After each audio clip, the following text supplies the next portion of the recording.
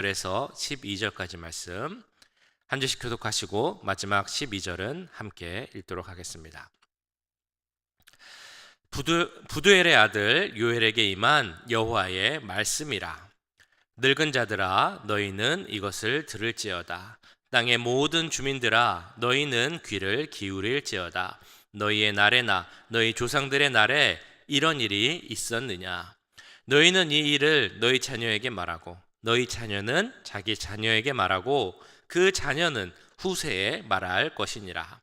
팥종이가 남긴 것을 메뚜기가 먹고 메뚜기가 남긴 것을 느치가 먹고 느치가 남긴 것을 황충이 먹었도다.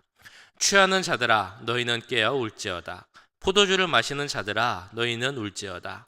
이는 단 포도주가 너희 입에서 끊어졌음이니 다른 한 민족이 내 땅에 올라왔음이로다.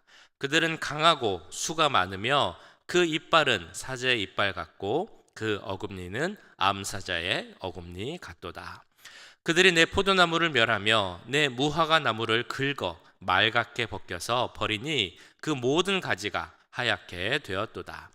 너희는 처녀가 어렸을 때 약혼한 남자로 말미암아 굵은 배로 동이고 애곡함 같이 할지어다. 소재와 전제가 여호와의 성전에서 끊어졌고 여호와께 수종 드는 제사장은 슬퍼하도다.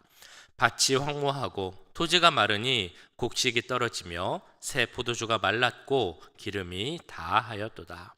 농부들아 너희는 부끄러워할지어다. 포도원을 가꾸는 자들아 곡할지어다. 이는 밀과 보리 때문이라.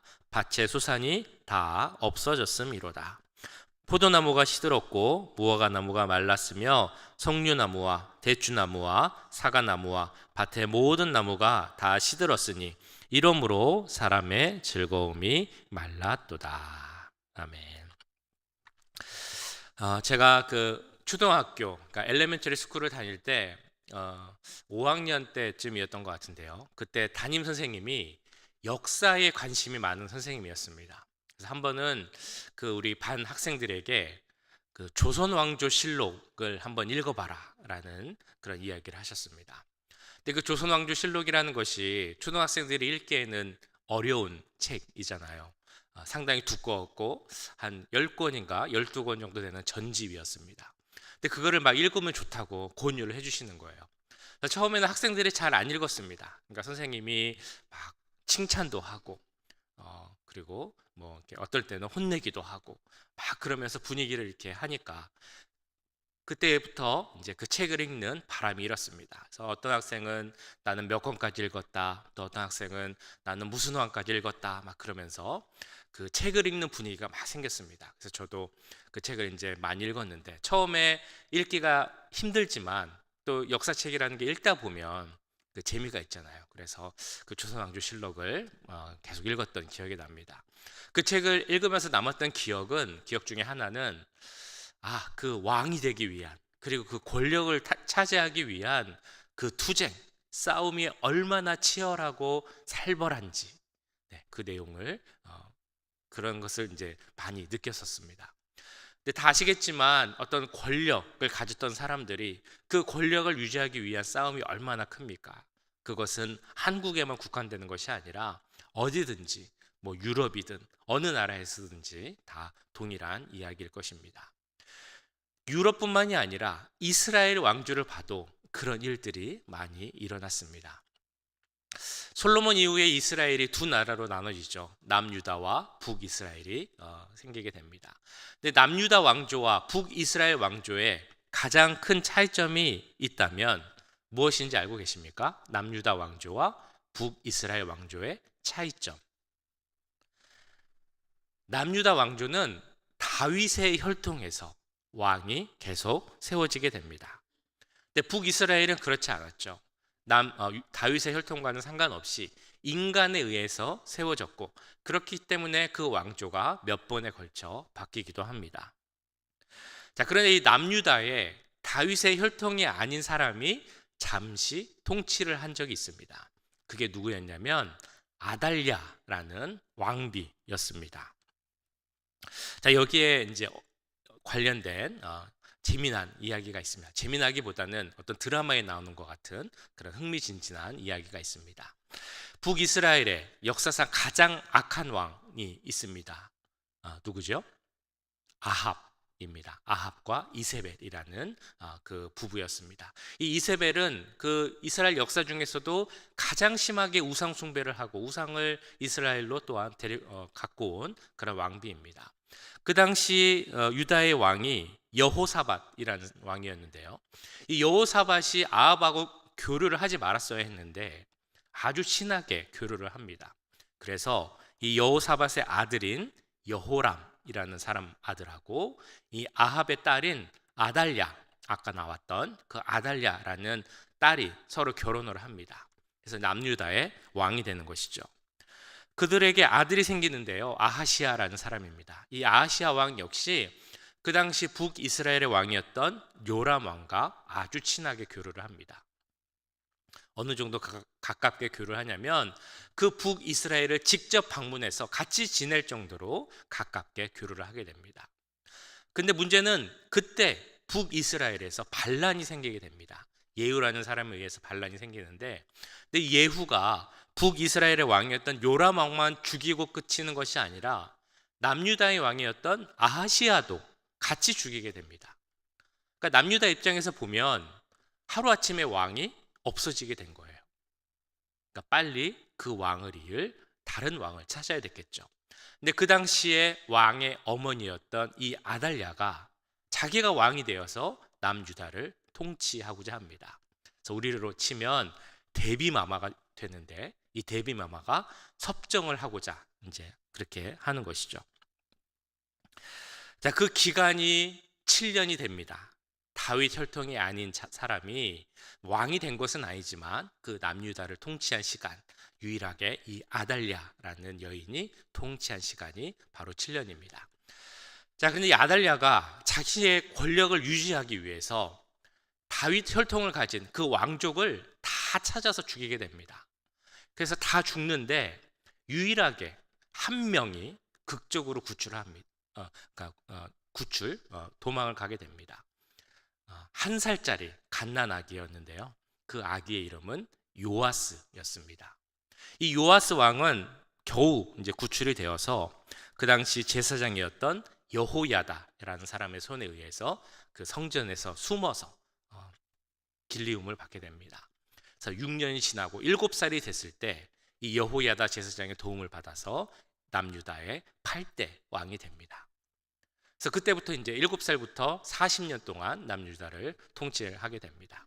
이 요아스 왕은 자기를 길러준 여호야다 제사장을 많이 의지를 합니다. 그래서 처음에는 그 여호야다 제사장의 말대로 하나님을 잘 섬기고 우상 숭배를 멀리하고 하나님의 뜻을 구하려고 노력을 많이 하는 그런 왕이었습니다.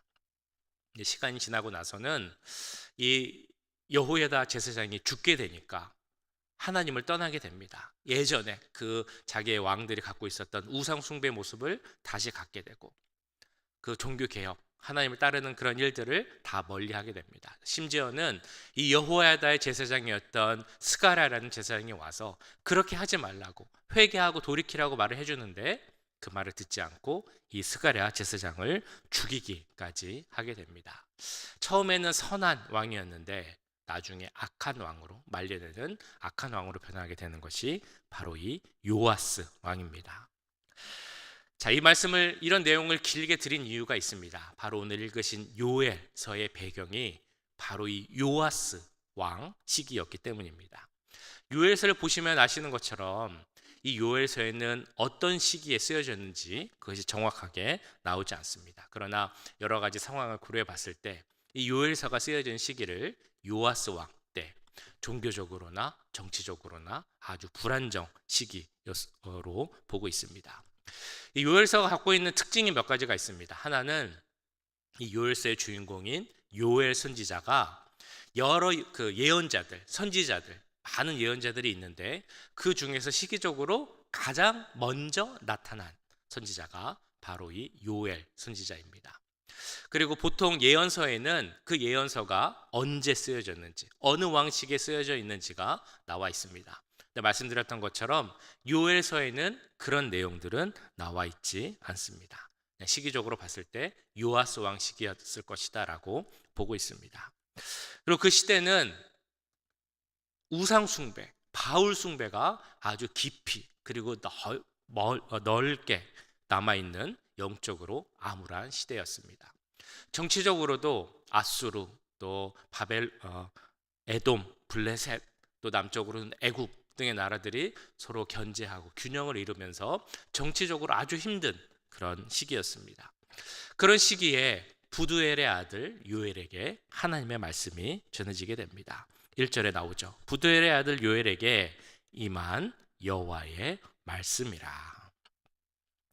부두엘이라는 이름은 하나님께서 광대하게 하셨다라는 뜻의 이름입니다. 그리고 오늘 요엘이라는 이름은 외우기가 쉬운데요. 요라는 것은 여호와를 나타내는 단어입니다. 그리고 엘은 잘 아시는 것처럼 하나님을 의미하는 단어입니다. 그래서 요엘 그러면 여호와는 하나님이시다라는 뜻의 이름입니다. 자, 이런 요엘 선지자에게 하나님은 말씀을 주시면서 이 말씀을 잘 들으라라고 말씀을 하십니다. 그러면서 너희가 이런 큰 일을 경험해 본 적이 있느냐라고 2절에서 이렇게 말씀하시죠. 늙은 자들아 너희는 이것을 들을지어다. 땅의 모든 주민들아 너희는 귀를 기울일지어다. 너희의 날에나 너희 조상들의 날에 이런 일이 있었느냐. 네, 그들이 경험해 보지 못했던 그 큰 일이 의미하는 것은 바로 메뚜기 떼의 공격, 습격이었습니다. 4절에 이렇게 나옵니다. 팥중이가 남긴 것을 메뚜기가 먹고 메뚜기가 남긴 것을 느치가 먹고 느치가 남긴 것을 황충이 먹었도다. 그 당시 유대 사회에는 전례 없었던 이 메뚜기 떼의 공격, 메뚜기 재앙으로 인해서 정말 큰 어려움을 겪고 있었습니다. 유대 전역에 남아있는 음식, 곡식이 없을 정도로 씨가 마를 정도였고요. 심지어는 성전에서 제사를 드려야 되는데 그 포도주를 부어드리는 전제라는 제사가 있는데 그런 제사를 드릴 수 없을 정도로, 그런 포도주를 구할 수 없을 정도로 궁핍한 상황이 바로 이스라엘의 상황이었습니다. 그래서 9절에서 11절을 보시면 그 상황을 이렇게 설명을 합니다. 소재와 전제가 여호와의 성전에서 끊어졌고 여호와께 수종드는 제사장은 슬퍼하도다. 밭이 황무하고 토지가 마르니 곡식이 떨어지며 새 포도주가 말랐고 기름이 다하였도다. 농부들아 너희는 부끄러워할지어다. 포도원을 가꾸는 자들아 곡할지어다. 이는 밀과 보리 때문이라. 밭의 수산이 다 없어졌음이로다. 이렇게 궁핍하고 극심한 기근을 겪게 된 이유 무엇이라고 말씀드렸습니까? 바로 메뚜기 떼의 재앙 때문이었습니다. 그 네 가지 곤충이 사절에서 나왔죠. 팥중이, 메뚜기, 느치, 황충이. 왜 이렇게 네 가지 곤충의 이름을 거론했을까에 대한 몇 가지 해석이 있습니다. 첫 번째는 메뚜기라는 그 하나 곤충의 그 몇 가지 종류, 메뚜기과의 그 몇 가지 곤충일 것이다. 그런데 이 메뚜기들이 한 번에 온 것이 아니라 여러 차례에 걸쳐서 그 이스라엘에 습격했고 농작물들을 다 먹었기 때문에 이렇게 네 종류의 메뚜기를 이야기했을 것이다라는 해석이 있습니다. 또 다른 해석으로는 이 이름들이 메뚜기의 성장 과정에 따라서 붙이는 다른 이름일 것이다라는 그런 해석도 있습니다. 또 어떤 해석에서는 이것이 뭐 비슷한 종류지만 그렇게 보이는 메뚜기처럼 보이는 곤충이지만 사실은 다른 네 가지 곤충일 것이다라는 해석도 있고요. 또 다른 해석에서는 이것은 실제 메뚜기를 가리키는 것이 아니라 그 메뚜기 떼를 통해 나타내는 앞으로 일어날 일을 나타내는 어떤 상징이다라고 해석을 하기도 합니다. 이런 해석을 위해서는 네 가지 곤충으로 이것을 보는데 왜냐하면 각각의 곤충들이 가리키는 앞으로 이스라엘에 해를 주고 재난을 초래하는 나라를 나타내고 있다라고 보기 때문입니다. 그 나라들에는 바벨론, 아수르, 또 로마, 헬라 이런 나라들을 상징하는 것이다라고 보기도 합니다. 그래서 여기서 중요한 것은 이것이 네 종류의 곤충인지 아니면 메뚜기의 네 종류인지 뭐 이것이 중요한 것이 아니라는 것을 우리는 알 수 있습니다. 이 말씀에서 통해서 나타나고자 하는 것은 그 당시 이스라엘의 메뚜기 재앙이 실제 있었고 이 재앙을 통해 이스라엘은 정말 큰 어려움을 겪었다는 것입니다. 그래서 이 말씀에서 강조하는 것이 이것이죠. 팥중이가 남긴 것을 메뚜기가 먹고 메뚜기가 남긴 것을 르치가 먹고 무엇이 남긴 것을 또 다른 것이 와서 먹고 또 남았어도 또 먹고 그랬기 때문에 그 당시 유대 땅에 먹을 것이 하나도 없었다. 그만큼 비참한 상황이었다. 이것을 강조하고 있었다는 것입니다. 이 일이 역사상 실제 일어난 일이라는 것을 우리가 알 수 있는 이유는 이 메뚜기 떼의 재앙이 그 지역, 그러니까 아프리카 동부, 북동부, 또 팔레스틴, 또 아라비아, 그 중동 지역에 종종 일어나는 일이라는 것을 알기 때문입니다. 메뚜기 떼의 재앙 하면 먼저 생각나는 것이 다 있으시죠? 무엇이 생각나십니까? 바로 출애굽 시대에 일어났던 10가지 재앙 중에 하나였습니다. 그리고 근래에도 있었습니다. 혹시 기억하실지 모르겠는데요. 2, 3년 전쯤에 그 코로나 시대 그 아프리카 동부에 있는 케냐 쪽에 메뚜기 떼가 습격을 했다라는 뉴스가 나왔던 적이 있었습니다. 그 뉴스 혹시 기억이 나십니까?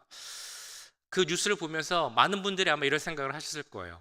그 수백만 마리가 시커멓게 하늘을 덮는 그 메뚜기 떼를 보면서 출애굽 시대에 일어났던 그 10가지 재앙 중에 일어났던 메뚜기 떼의 습격이 바로 저런 것이었겠구나라는 그런 생각을 하셨을 겁니다. 그 시커먼 메뚜기 떼들이 이렇게 왔다가 가면 그 지역에 정말 아무것도 남지 않는 것을 보았습니다. 그래서 그 메뚜기 떼들이 먹는 것을 계산을 해봤더니 우리 사람 3만 5천 명 정도가 하루에 먹을 것을 그 메뚜기 떼들이 다 먹는다라고 이렇게 뉴스에 나왔습니다.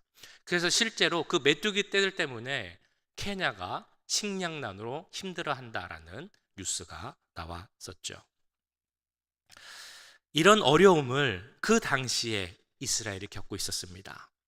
이런 극심한 재난을 겪고 있는 이스라엘을 향해 하나님께서는 요엘을 통해 이렇게 말씀을 하십니다.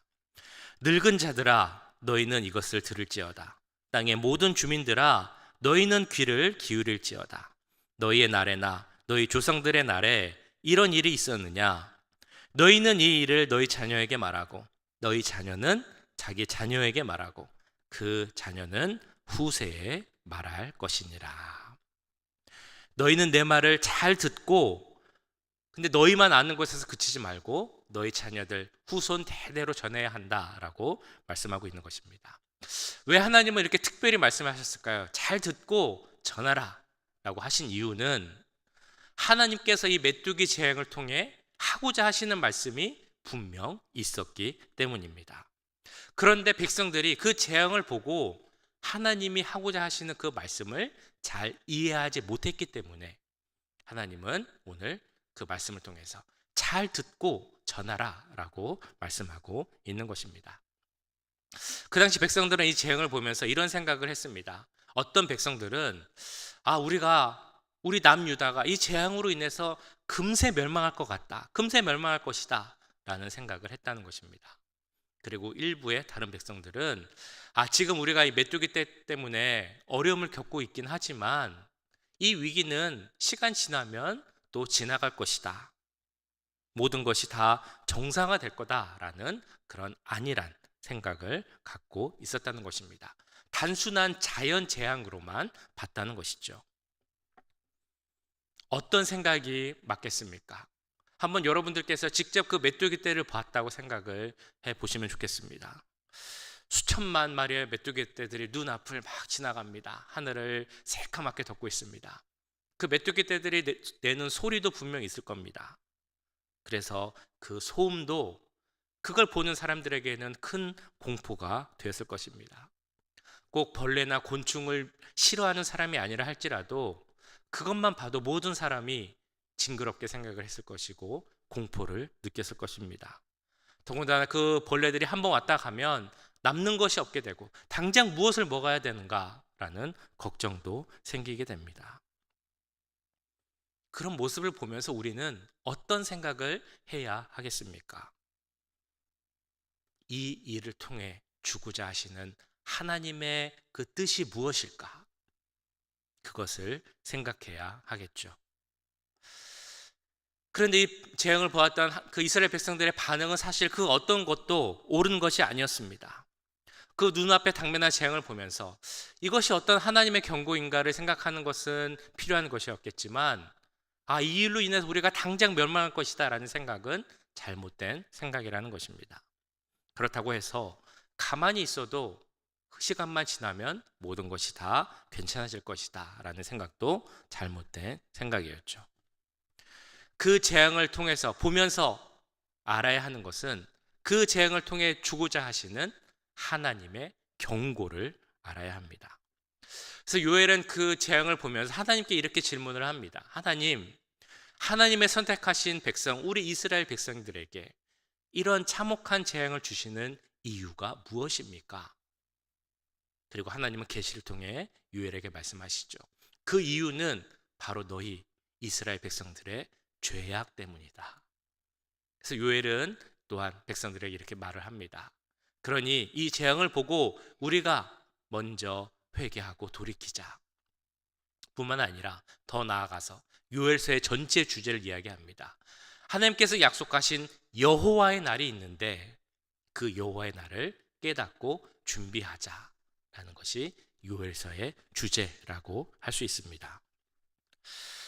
자, 그런데 이미 말씀드렸던 것처럼 눈앞에 보이는 그 메뚜기 재앙을 보고도 사람들의 반응은 달랐습니다. 어떤 이들은 그 엄청난 메뚜기 재앙을 보면서도 그 재앙의 의미를 전혀 생각하지 못했습니다. 하나님이 주시는 경고라는 생각조차 하지 못했다는 것입니다. 근데 주님은 분명 말씀하십니다. 이 세상에 많은 경고와 징조가 있을 것인데 너희는 그것을 보고 깨달아야 한다. 마태복음 24장에서는 이렇게 말씀합니다. 무화과 나무의 비유를 배우라. 그 가지가 연하여지고 잎사귀를 내면 여름이 가까운 줄을 아나니 이와 같이 너희도 이 모든 일을 보거든 인자가 가까이 곧 문 앞에 이른 줄 알라. 이 말씀처럼 우리는 우리에게 오는 경고를 통해 하나님의 뜻을 알 수 있어야 합니다. 근데 우리는 이런 질문을 하게 됩니다. 그러면 우리들은 어떻게 해야 우리 삶 속에 오는 하나님의 경고를 분별할 수 있을까? 우리 삶 가운데 일어나는 정말 많은 일들이 있습니다. 그런데 그 가운데 하나님의 경고로 일어나는 일과 그렇지 않은 일은 어떻게 구분할 수 있을까? 이것이 우리가 신앙생활을 하다 보면 많이 생길 수 있는 그런 질문입니다. 하나님의 주시는 경고에는 큰 경고라고 할까요? 우리 모두에게 주시는 그 시대에 주시는 경고가 있습니다. 그건 바로 마지막 때를 준비하라 라는 경고입니다. 우리가 지난번 보았던 마가복음 13장을 보시면 마지막 때에 이르르면 그것을 나타내는 여러 경고와 징조가 있을 것이다 라고 나옵니다. 많은 사람이 내 이름으로 와서 이르되 내가 그로라 하여 많은 사람을 미혹해 하리라. 난리와 난리 소문을 들을 때에 두려워 말라. 이런 일이 있어야 하되 끝은 아직 아니니라. 민족이 민족을 나라가 나라를 대적하여 일어나겠고 처처에 지진이 있으며 기근이 있으리니 이는 재난의 시작이니라. 자, 그래서 우리는 어떻게 합니까? 큰 전쟁의 소문을 듣거나 자연재해 소식을 듣거나 혹은 그 어떤 난리의 소문을 듣게 되면 그것을 보고 우리는 저것을 통해 주시는 하나님의 경고는 무엇일까? 라고 생각을 합니다. 물론 그 모든 일들을 통해 주시는 하나님의 그 경고의 내용을 우리가 잘 분별하는 것이 중요할 것입니다. 비슷한 맥락에서 개인의 경우도 생각해 볼 수 있죠. 우리가 살아가다 보면 우리 삶 속에 많은 일들이 생깁니다. 예기치 않았던 급작스러운 일들도 많이 생기죠. 예를 들면 교통사고가 생긴다던가 아니면 몸이 건강이 안 좋아진다거나 가정에 어려운 일이 생기거나 관계에 있어서 힘든 일이 생기거나 이런 일들이 누구에게나 일어납니다. 근데 그런 일을 겪었을 때 그 일을 보면서 이것이 하나님의 경고인가 아닌가 이것은 어떻게 구분할 수 있겠습니까? 우리 삶에 일어나는 불행한 모든 일들은 다 하나님의 경고로 받아들여야 하는 것일까요? 우리에게 일어나는 모든 일을 과도하게 그 모든 일에 의미를 부여해서 생각할 필요는 없습니다.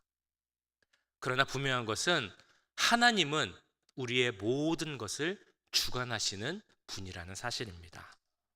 그렇다면 어떤 일이 생길 때, 이 일을 통해 주시는 하나님의 뜻은 무엇일까라는 것을 생각하는 것 역시 너무나 당연한 일입니다.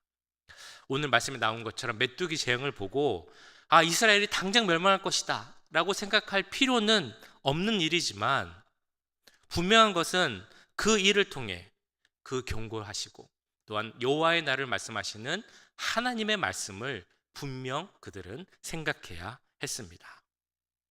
그것처럼 우리에게 어떤 일이 생겼다, 예를 들어 교통사고가 생겼다든지 자녀에게 무슨 일이 생겼다든지, 그렇다고 해서 그 모든 일을 이것은 하나님이 주시는 심판이다 혹은 하나님이 주시는 형벌이다 이렇게 생각할 필요는 없습니다. 그런데 어떤 일이 일어났다면 혹시 하나님이 그 일을 통해 나에게 어떤 경고를 주시는 것은 아닐까라는 것은 분명 생각해 보아야 할 것입니다. 내 신앙생활에 문제는 없는지, 내 영적인 상태에 문제는 없는지, 내 가족 가운데 어떤 문제는 없는지, 우리 가운데 아직도 우상이 있는 것은 아닌지, 내 죄로 인해서 하나님과 멀어지고 있는 것은 아닌지 돌아보고 점검해 봐야 할 것입니다. 그래서 하나님께서 경고하시기 위해서 어떤 일을 만드셨는데 내가 그걸 보고 저거는 그냥 일어날 수 있는 일이야, 실수로 생긴 일이야, 혹은 그냥 있으면 시간 지나면 이 어려움들도 다 지나갈 거야 라고 생각을 하면서 그냥 넘어가는 일, 하나님이 주시는 경고를 알지 못하고 넘어가는 일은 없어야 한다는 것입니다. 그래서 우리의 그 근래에 요즘 나의 모습을 돌아보며 한번 생각해 보기 원합니다.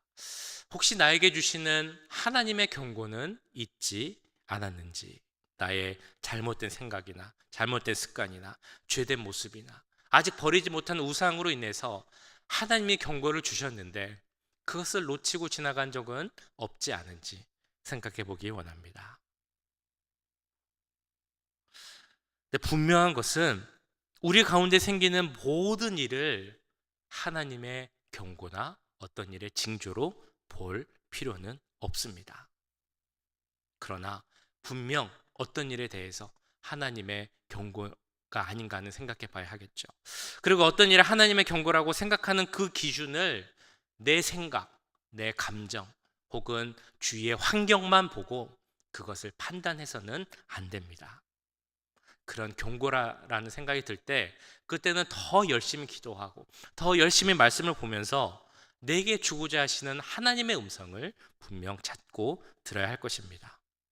그래서 어떤 일이 나에게 경고를 주시기 위해서 생긴 일이라면 그 경고는 분명히 기도 가운데 그리고 말씀 가운데 계속적으로 우리에게 주어집니다.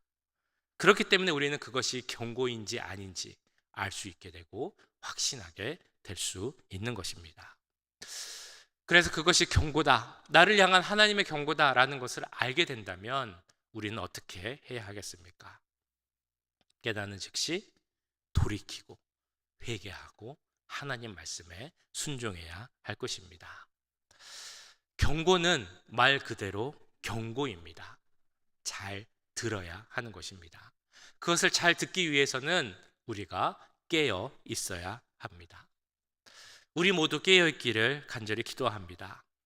그래서 우리가 하나님께서 경고를 주셨는데도 그 경고를 모를 정도로 그렇게 잠들어 있는 상태가 아니라 깨어서 하나님의 경고를 듣고 그 경고를 분별하고 나가서 그 경고를 듣고 하나님께로 돌이킬 수 있는 그 지혜와 능력이 우리 가운데 임하기를 주님의 이름으로 간절히 축원합니다.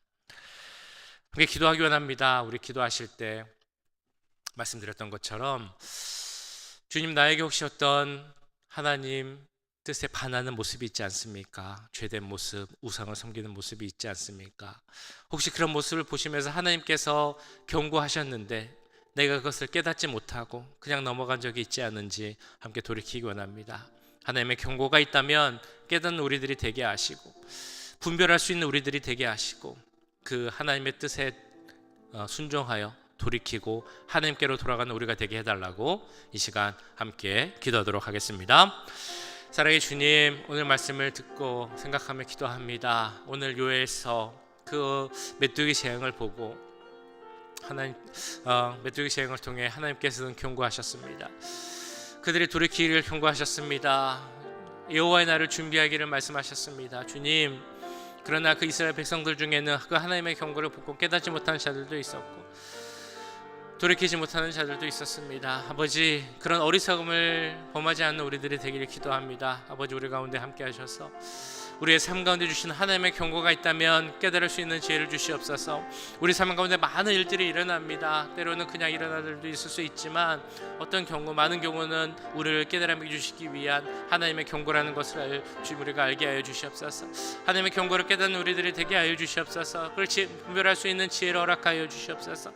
아버지, 우리에게 함께 하셔서 우리의 삶에 약한 모습이 있다면, 부족한 모습이 있다면 그 경고를 통해 깨닫게 하시고 돌이킬 수 있는 능력도 허락하여 주시옵소서.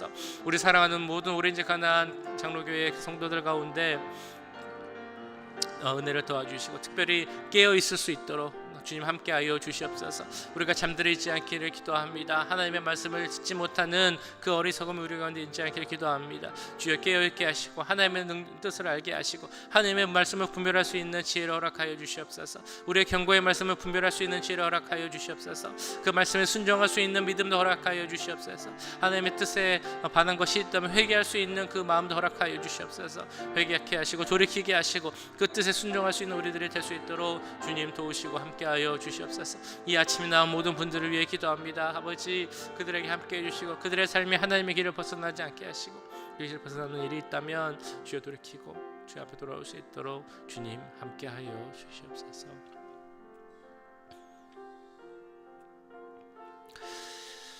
네, 우리 이어서 우리 교회와 사역을 위해서 함께 기도하기 원합니다. 우리 교회가 하나님 뜻 가운데 계속적으로 든든히 서갈 수 있기를 같이 기도하겠습니다. 하나님 말씀을 잘 깨닫고 그 뜻에 순종하는 우리 교회가 되게 하시고 예수 그리스도, 우리 교회의 머리 대신 예수 그리스도만 바라보는 우리 교회가 되게 해달라고 같이 기도하겠습니다. 오늘은 특별히 사역자들을 위해 좀 기도해 주시길 부탁드립니다. 사역자들이 지치지 않게 하시고 또 건강을 지켜달라고 기도하겠습니다. 김철 목사님 양육관을 강건케 하시고 또 감기로 인해서 조금 힘들어하고 계신데 감기가 빨리 회복될 수 있도록 함께 기도하겠습니다. 오늘 어버이회 모임이 있습니다. 그 모임 가운데 함께 하시고 또한 다니는 모든 일 가운데 아무 문제 없이 사고 없이 안전하게 모든 일을 다 마치고 오늘의 일정을 마칠 수 있게 해달라고 교회 어떤 모든 사역을 위하여서 우리 목회자들을 위해서 이 시간 함께 기도하도록 하겠습니다. 사랑의 주님, 우리 오렌지 가나안 장로교회를 위해서 기도합니다. 하나님께서 세우신 교회임을 믿습니다. 하나님 함께 하신 교회임을 믿습니다. 아버지, 우리 교회 가운데 함께 해주시고 주여 순종하는 교회가 되게 해주시옵소서. 말씀이 흥황한 교회가 되게 해주시옵소서. 우리 성도가 하나 되는 교회가 되게 하여 주시옵소서. 하나님, 우리 교회 가운데 좀 특별히 순종의 영을 허락해 주시고 믿음 허락해 주셔서 하나님만 바라보고 순종하는 교회가 되기 원합니다. 그 뜻을 찾는 교회가 되게 하시고 그 뜻에 순종하는 우리 교회가 될 수 있도록 주님 함께 하여 주시옵소서. 우리 머리 대신 예수 그리스도만 바라보는 우리 교회가 되기 원합니다. 십자가만을 바라보는 교회가 되기 원합니다. 십자가 보혈의 능력이 넘치는 교회가 되기를 기도합니다. 아버지 함께 해주시고 주여, 사람의 생각이나 뜻이 앞서지 않게 하시고 하나님의 뜻이 앞서는 그 뜻만 찾고 순종하는 교회가 될 수 있도록 주님 함께하여 주시옵소서.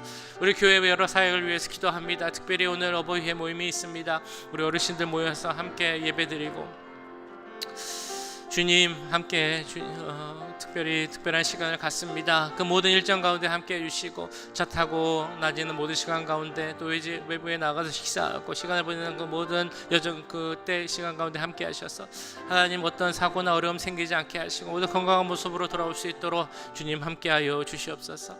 특별히 목회자들을 위해 기도합니다. 하나님 세우신 종 가운데 함께 해주시고 건강을 지키시옵소서. 영적으로나 육체적으로나 마음적으로나 강건할 수 있도록 주님 은혜를 더해 주시옵소서.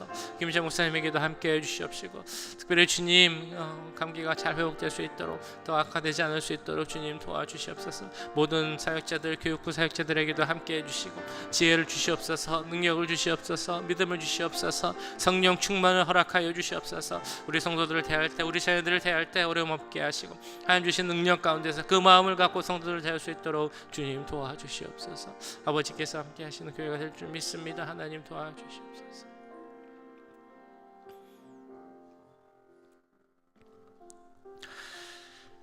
네, 우리 환우들 위해서 이 시간 같이 기도하기 원합니다. 주님, 육체적으로 연약한 분들, 우리 어르신들 기억하여 주시옵소서. 우리가 나이가 들수록 우리의 몸은 연약해질 수밖에 없지만 하나님께서 함께 하실 때 우리의 속사람이 더욱 강건해지는 그 은혜가 있을 줄 믿습니다.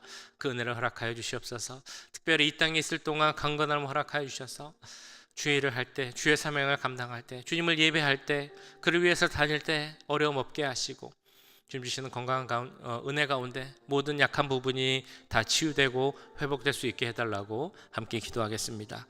여러 기도 제목으로 기도하는 어려운 성도들이 있습니다. 마음의 문제, 또 가정의 문제, 신분의 문제, 경제적인 문제, 관계 문제, 그 모든 기도 제목도 주님 들어주시고 응답하셔서 그 모든 것들이 하나님 뜻 가운데 잘 해결될 수 있게 해달라고 우리 모든 연약한 분들을 위하여서 이 시간 함께 기도하겠습니다. 사랑의 주님, 우리 교회 연약한 분들을 위해서 기도합니다. 주여, 몸이 연약한 분들이 있습니다. 우리 어르신들 약한 분들이 있습니다. 양로병원에 계신 분들이 있습니다. 아버지, 우리의 몸은 연약해질 수밖에 없음을 잘 알고 있습니다. 그러나 주님 함께 해주셔서 주여, 우리 연약함을 주님께서 회복시켜 주시옵소서. 약한 부분을 낫게 하여 주시옵소서. 치유와 회복을 허락하여 주시옵소서. 하나님, 정말 다니는 것이, 걸어 다니는 것이 정말 소원인 분들이 있습니다. 교회 오는 것이 그 마음의 소원인 분들이 있습니다. 함께 예배드리는 것을 정말 기도하는 분들이 있습니다. 그 기도 들으시고 응답하여 주셔서 주여, 이 땅에 있을 동안 하나님 주신 사명을 감당하는데, 주의 일을 하는데, 하나님을 예배하는데 아무 어려움 없을 수 있도록 주님 도와주시옵소서. 주여, 우리 속사람이 주 안에서 더욱더 강건해지기를 기도합니다. 우리의 믿음을 허락하여 주시고 우리의 영적인 건강을 허락하여 주셔서 더욱더 강건해질 수 있도록 주님 도와주시옵소서. 우리 어르신들 교회 기도합니다. 주님, 교회를 섬기고 하나님을 사랑하고 예배하기를 힘썼던 우리 어르신들 좀 기억하여 주시고 은혜 가운데 잘 그 시간을 보낼 수 있도록 주님 도와주시옵소서. 마음에 어려운 분들이 있습니다. 영적으로 어려운 분들이 있습니다. 여러 기도 제목을 갖고 무릎 꿇고 기도하는 분들이 있습니다. 주여, 그 기도 제목 주님 아실 줄 믿사오니 주님 도와주시옵소서. 특별히 가족의 그 영혼 구원을 위해 기도하는 그 기도들, 자녀들의 건강을 위해 기도하는 기도들, 사랑하는 그 이들을 위해 기도하는 그 기도들 주님 들어주시고 주님 응답하여 주시옵소서. 하나님의 선하신 뜻 가운데 응답하여 주셔서 우리가 생각하고 기도하는 것보다 더 좋고 완전한 길을 예배하시는 주님의 응답을 들을 수 있도록 주님 함께하여 주시옵소서. 우리가 생각하는 것보다 계획하는 것보다 더 크신 것을 주님 계획하심을 믿습니다. 더 바른 길을 계획하심을 믿습니다. 주님 함께해 주시고 정말 그 귀한 것으로 응답하여 주시옵소서.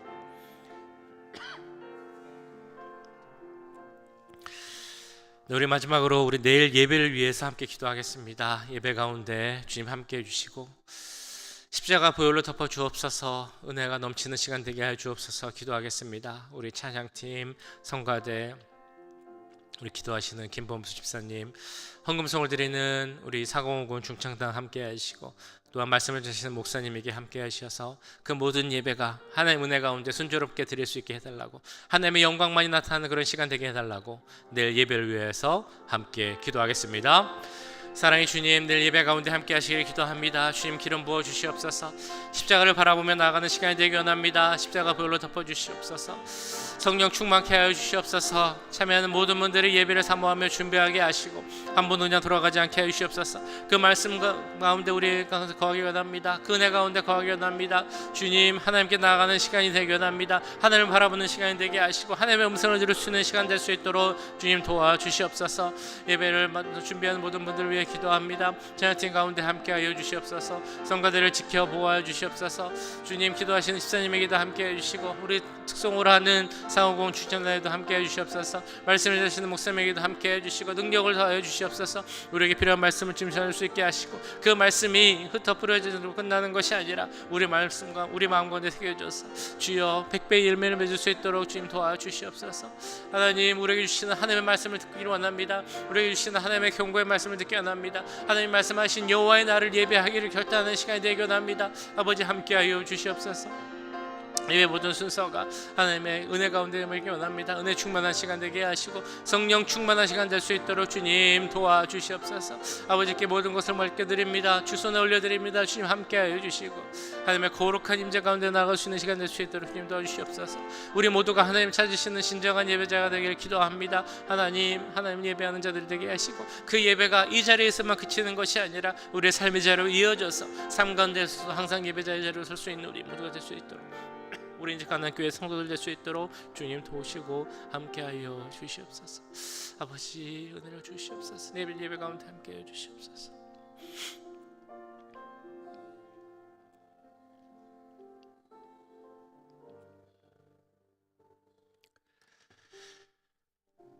사랑의 주님, 이 시간 오늘 말씀을 기억하며 기도하였습니다.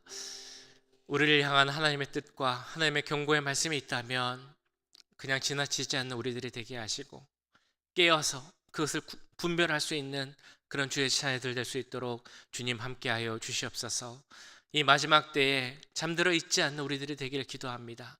항상 깨어있게 하시고 하나님의 뜻을 찾는 믿음의 자녀들 될 수 있도록 도와주시옵소서. 우리에게 주시는 경고의 말씀이 있다면 깨닫게 하시고 우리의 약한 부분이 있다면 죄된 부분이 있다면 이 시간 돌이키고 회개하고 주님께 나아갈 수 있는 우리 모두가 될 수 있도록 주님 역사하여 주시옵소서. 우리 교회 가운데도 함께 하시길 기도합니다. 하나님 뜻을 찾는 교회가 되게 하시고 그 뜻에 순종하는 교회가 되게 하시고 그 뜻을 이루는 교회가 될 수 있도록 주님 함께하여 주시옵소서. 우리가 드리는 예배 가운데도 함께해 주시고 기름 부어 주시길 기도합니다. 하나님의 십자가 보혈로 덮어주시고 참여하는 모두가 그 십자가를 바라보며 하나님 주시는 그 은혜 가운데 거하는 그런 예배 되도록 주님 함께하여 주시옵소서.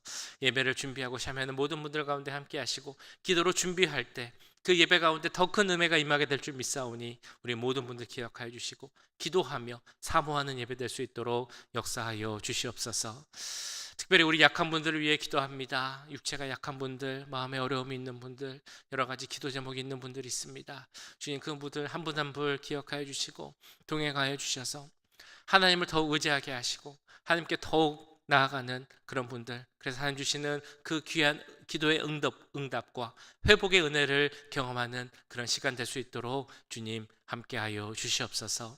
오늘 하루도 주님께서 지켜주시기 기도합니다. 내일 주일을 예비하고 준비하는 하루가 되게 하시고 특별히 오늘 어버이회 모임 가운데 함께 하셔서 예배를 드릴 때나 오고 가는 길 모든 일정 가운데 함께 하시고 아무 사고나 어려움 없이 잘 마실 수 있도록 주님 함께하여 주시옵소서. 지금은 우리 주 예수 그리스도의 은혜와 하나님 아버지의 무한하신 사랑하심과 성령 하나님 감화 감동 역사 교통하심, 하나님의 뜻을 찾고 그 뜻에 순종하며 살아가기를 원하는 이 자리에 함께한 모든 주의 자녀들과 그 가정과 직장 우리 교회 위에 지금부터 영원까지 함께 하시길 간절히 축원하옵나이다. 아멘.